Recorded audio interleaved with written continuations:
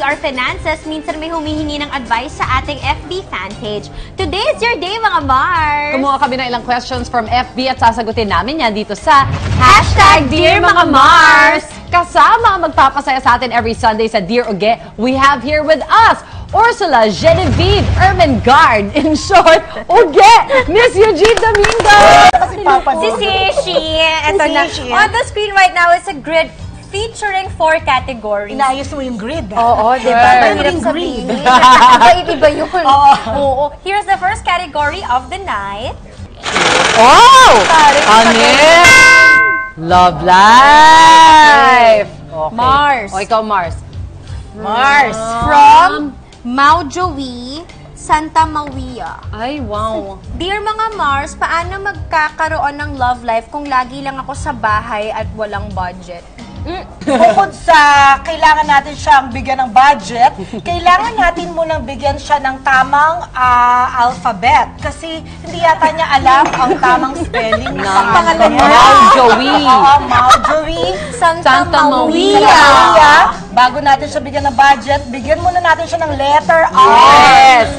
Pag nabago mo na yung spelling ng pangalan mo, I'm very sure. Diba? Maraming makakatanda ng I think it's Marjorie. Yes. Oo. Tuloy-tuloy na po. Exactly. Kasi baka Tuloy-tuloy may na yan. crush sa kanya pero hindi ma-pronounce yung Nahihirapan. name. Mau. What's your name, Mau Joey? Mau. Oo, mama. Wag na Papunta lang. ka sa mama. Tama I yun. agree. Okay. So Marjorie, be proud of your name. Kaya ka pinangalanan ng Marjorie kasi nga, yun ang gusto ng nanay mo. Sundin mo yun. Correct. Okay, next category natin is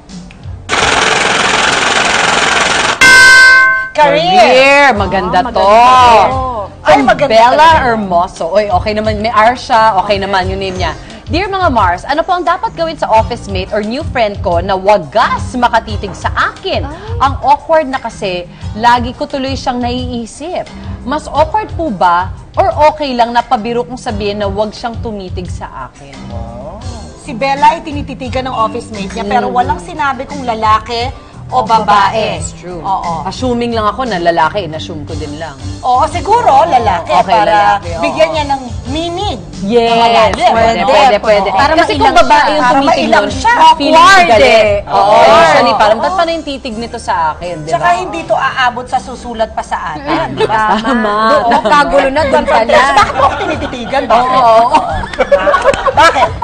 Pag lalaki, syempre, konting kilos ng lalaki, bibigyan mo ng meaning. Yes. Tama. Yung sa babae, hindi na lumabas ng CR, yun ang hindi nagkasabunutan eh, di ba? Oo. At saka sa kanya ba talaga nakatitig?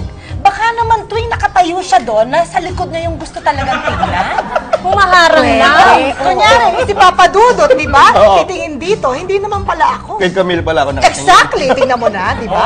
Oh, ganyan, tapos parang, Kay Diyos Ugi ko, ka pa. nakatingin na naman sa akin. Pero si Camille nga Ano siya no? pala? Hindi ko napapansin. Huwag din masyadong I-confirm niya. assuming. Exactly. Oo. So, i-confirm niya.